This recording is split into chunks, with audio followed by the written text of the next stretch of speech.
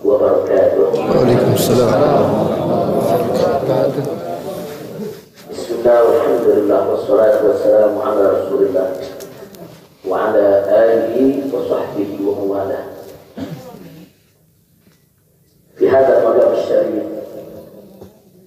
nu'azzi jami'a ahli bait al-mujahidin asy-syuhada. أعظم الله أجركم وأحسن الله عزاكم وغفر الله لأمواتكم أجمعين وكتب الله في قلوبكم صبرا جميلا آمين يا رب العالمين. Ahibba'il kiram, dalam kesempatan ini saya ingin menyampaikan beberapa poin penting untuk segenap keluarga para syuhada, segenap pengurus Dewan Pimpinan Pusat Front Pembela Islam, segenap laskar, aktivis dan simpatisan Front Pembela Islam, bahkan untuk seluruh rakyat dan bangsa Indonesia. Yang pertama, bahwa keterangan pers secara resmi yang sudah dikeluarkan oleh Dewan Pimpinan Pusat Front Pembela Islam tentang kronologis penembakan yang terjadi isinya adalah benar.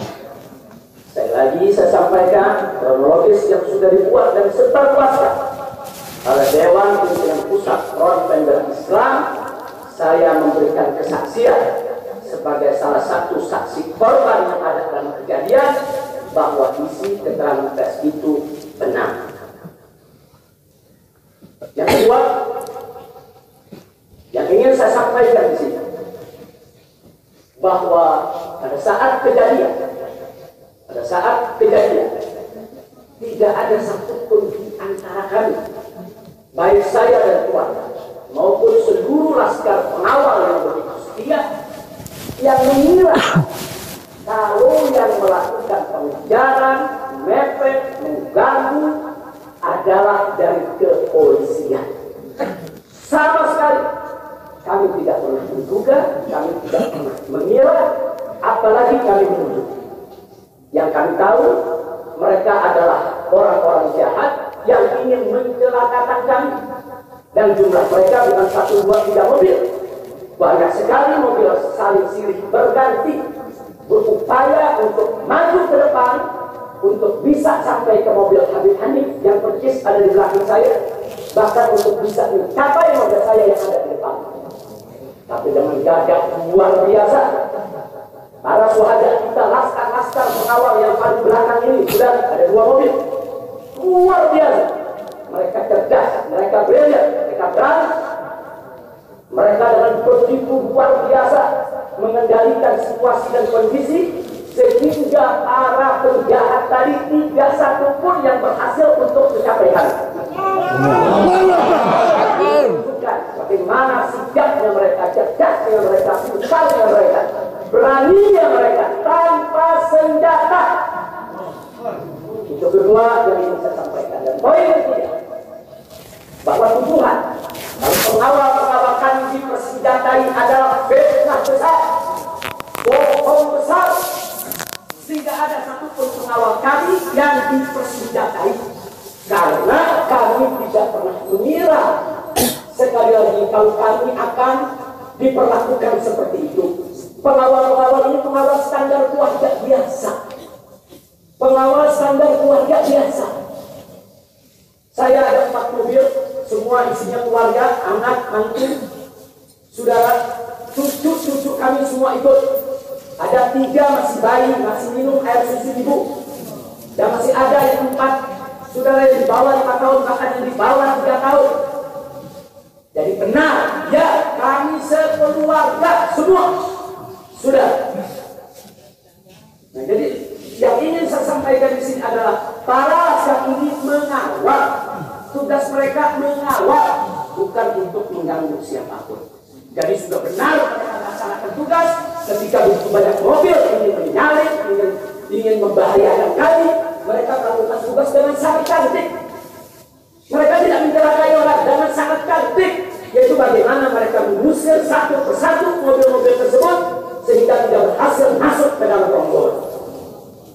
Dan subhanallah, ya yang keempat yang ingin saya sampaikan di sini, dengan takdir Allah, laulahu, tanpa mereka ini para syuhada, mungkin kami sudah digiring ke medan pembantaian yang mereka rencanakan.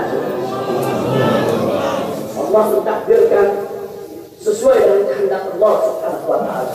Demi Allah, saya dan keluarga siap setiap saat untuk menghadapi mati syahid ya. Untuk serangkah pun juga tidak akan pernah takut untuk menghadapi segala ancaman dan teror. Maka itu saya sampaikan sekali lagi, 6 laskar yang mati syahid ini, mereka laskar yang luar biasa, mereka laskar yang setia. Bahkan Anda bisa dengarkan dalam rekaman-rekaman yang tersebar, yang viral di mana-mana ya kok. Bagaimana mereka tertawa, saudara senang begitu melihat saya dengan keluarga semua sudah terbebas dari penjara. Begitu mereka melihat saya dan keluarga semua sudah berhasil meluncur keluar dari penjara, mereka senang. Padahal sebentar lagi mereka akan dibantai, mereka digiring ke medan pembantaian. Dan sampai saat itu kami tidak pernah tahu kalau mereka yang melakukan pembantaian adalah pihak kepolisian. Kami tidak pernah tahu, kami tidak pernah sudut, kami tidak pernah menuduh. Bahkan dalam keterangan pers Dewan Pimpinan Pusat Front Pembela Islam masih dicantumkan orang yang tidak dikenal. Karena kami tidak berani menuduh siapapun tanpa bukti, kami tidak berani menuduh siapapun tanpa saksi. Itu ajaran Islam. Tidak boleh kita menuduh siapapun tanpa bukti dan saksi ya Pak. Tapi subhanallah, tatkala dari pagi sampai siang kami kerahkan laskar-laskar Kerawang dipimpin oleh pimpinannya masuk ke setiap rumah sakit di wilayah Kerawang, masuk ke setiap kantor polisi saudara di Kerawang, menyapu bersih itu jalan tol saudara, setiap rest area didatangi semua dalam rangka untuk mencari para syuhada ini. Di mana mereka? Di mana mereka? Tapi subhanallah, akhirnya Allah buka mulut yang membantai saudara. Allah buka mulut mereka. Allah buka mulut mereka saudara. Tak bisa mereka sembunyikan saudara. Allah Maha Kuat, Allah Maha Besar, Allah Maha Kuasa. Allah buka siang itu Kapolda Metro Jaya mengakui ya Pak. Kalau para penyerang, para penyergap, para penyuntik, saudara yang kami semua juga mereka bajingan penjahat, saudara yang ingin mencelakai kami, ternyata diakui sebagai bagian daripada penyelidikan, bagian daripada penyidikan Polda Metro Jaya. Bukan kami yang menuduh, mereka yang mengaku ya Pak. Kalau mereka menutup mulut, tidak pernah mengaku, sampai kapanpun kami tidak akan pernah tahu ya Pak. Subhanallah, Allah hanya hitungan jam, saudara. Allah buka mulut mereka. Padahal bukannya kalau mereka tutup seumur hidup pun kami tidak tahu. Tapi Allah Maha tahu, Allah Maha berkehendak. Allah buka mulut mereka, saudara. Allah buka pengakuan mereka, saudara. Sehingga sekarang menjadi terang benderang siapa para pelaku penjahat itu, saudara. Ini poin-poin penting yang ingin saya sampaikan.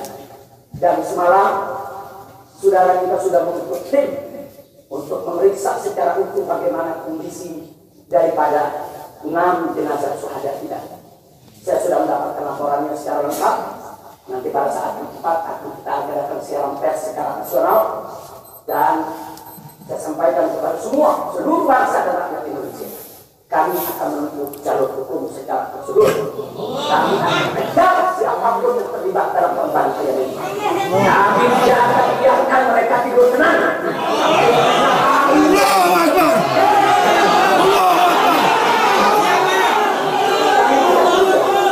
Maka itu saya minta kepada seluruh rakyat dan bangsa Indonesia, tahan diri, sabar.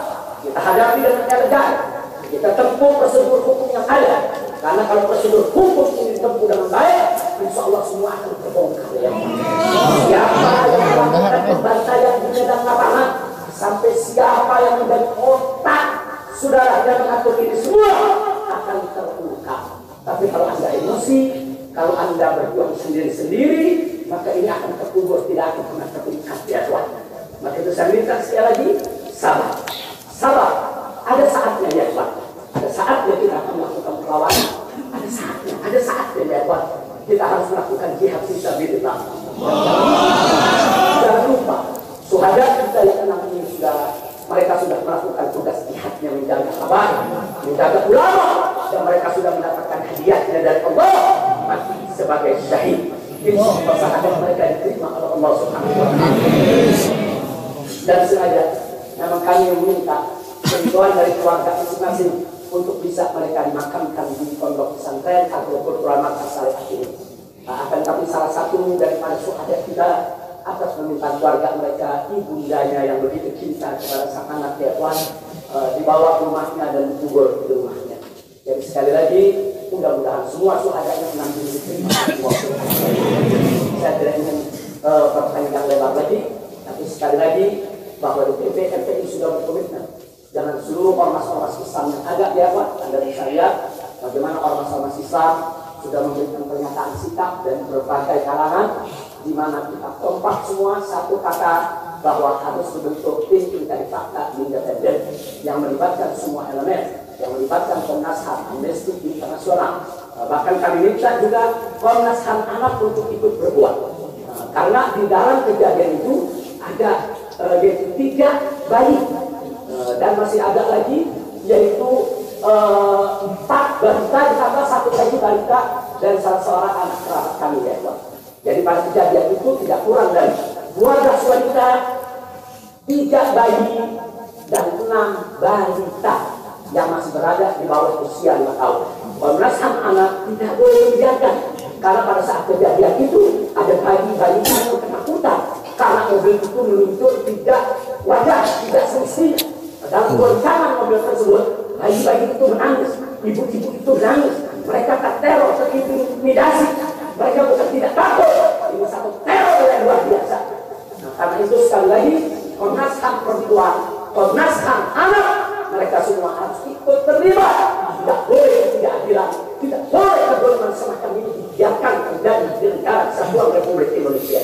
Kalau hari ini kejadian sadis brutal seperti ini bisa menimpa saya dan keluarga, bisa menimpa 6 syuhada ini ya Pak, maka kalau dibiarkan besok akan bisa menimpa siapa saja warga negara Indonesia di negeri ini. Maka itu saya ajak semua elemen bangsa ini, dari mulai presidennya, DPR-nya, dan seluruh institusi kenegaraan terlibat, yaitu secara bersama-sama untuk mengungkap fakta yang sebenarnya apa yang terjadi di balik semua ini. Itu saja yang bisa saya sampaikan. Sekali lagi ya Pak, malam itu saya dan keluarga keluar lewat dari jam 10 malam. Kenapa kami lewat dari 10 malam? Karena kami pikir kalau keluar jam 7 atau ba'dal maghrib banyak krodit macet di jalan ya Pak. Nah, lewat dari jam 10 supaya jalan agak senggang. Nah, kami harap sekitar jam 12 atau lewat kami sudah sampai di tujuan. Tujuan kami suatu tempat peristirahatan yang memang cocok buat kesehatan. Kami sedang membutuhkan sedikit waktu lagi untuk memulihkan yaitu tenaga kami, kesehatan kami. Dan selain itu juga, saudara kami tidak pernah menyangka kalau perjalanan kami malam itu sebetulnya sudah direncanakan oleh pihak lain untuk dikirim ke medan pembantaian. Kami tidak pernah menyangka dan kami tidak pernah menduga. Tujuan kami hanya ke tempat peristirahatan, sehingga kalau jam 12 atau setengah 1 kami sudah sampai, kami beristirahat dan sungguh kami punya pengajian keluarga, baca Al-Quran, baca hadis, baca zikir, hanya khusus untuk keluarga kecil kami saja, untuk anak, menantu, cucu, dan untuk sister yang menemani cucu-cucu kami, itu juga untuk beberapa anggota kerabat kami. Jadi kami tidak pernah menyangka acara yang sebetulnya begitu sederhana, indah, saudara, ternyata sedang dikirim ke medan pembantaian. Dan subhanallah, akhirnya kami semua selamat. Berkat apa? Dengan takdir Allah, berkat perjuangan ke-6 syuhada ini. Tanpa perjuangan ke-6 syuhada ini, mungkin kami saat ini tidak bertemu kembali di sini. Maka itu saya sampaikan sekali lagi kepada keluarga para syuhada, warga para syuhada, Anda semuanya harus bersabar kepada Allah Subhanahu wa Ta'ala, ridho kepada keputusan Allah, dan jangan khawatir. keluarga Anda yang kembali kepada Allah ini mati sebagai syahid, Allah akan masukkan mereka ke dalam surganya. Allah akan berikan kepada mereka kelak syafaat untuk menolong seluruh anggota keluarga, bisa dimasukkan ke dalam surga. Itu saja yang bisa sampaikan. Kita jangan menunda lagi, langsung kita laksanakan sholat jenazah saat ini.